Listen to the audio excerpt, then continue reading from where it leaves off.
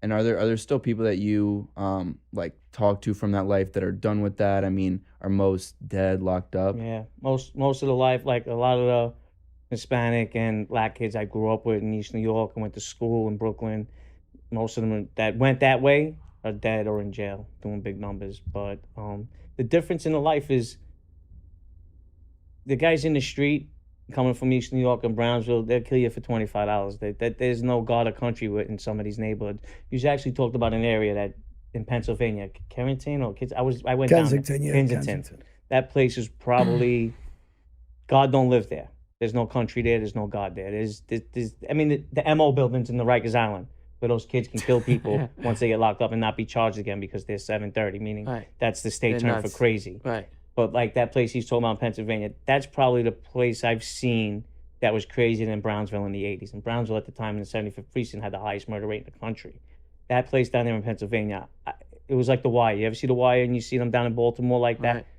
Just like that. Well, like, nuts. you're talking about, because he brought up the 7.5, and you know, we're going to get Michael Dowd that's going to come on here from the 7.5, and he can give us, he'll shed the light on the 7.5 because he went to prison for 15 years. And the people that don't know who Michael Dowd is, you got to watch that documentary called The 7.5. It's incredible.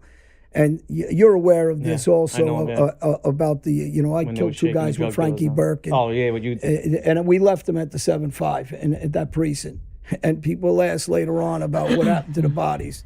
And I laughed. I says, let Michael Dowd tell stories about that, because you're talking about the 7.5. You're not talking about, and I mean, listen, it's just the way it was back then. Nobody even knocked on our door when we killed or shot somebody or we were suspects.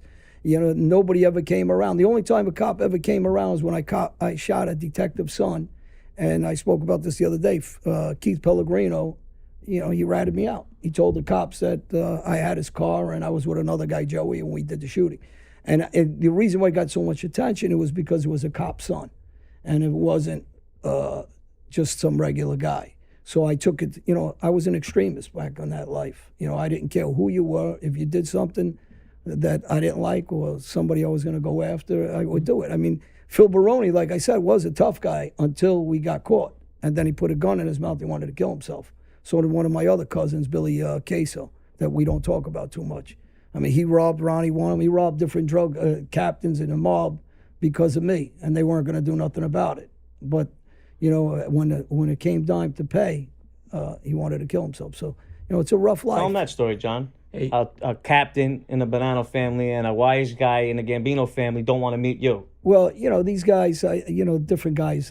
Stevie Noel, I think, might have told this story. But these guys, by position, are captains or by acting bosses or bosses. And really, this is not what controls the street. And you know, and I'm a big, you guys know this, I'm a big ethnic guy.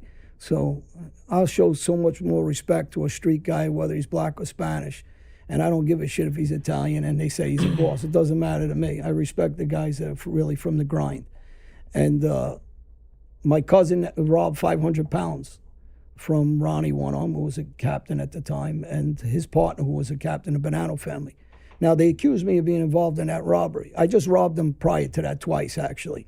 And those two times I did rob him. And I had a Rolex on, and he would meet me, but he was scared to meet me. And basically, he ain't going to do nothing about it, which he didn't.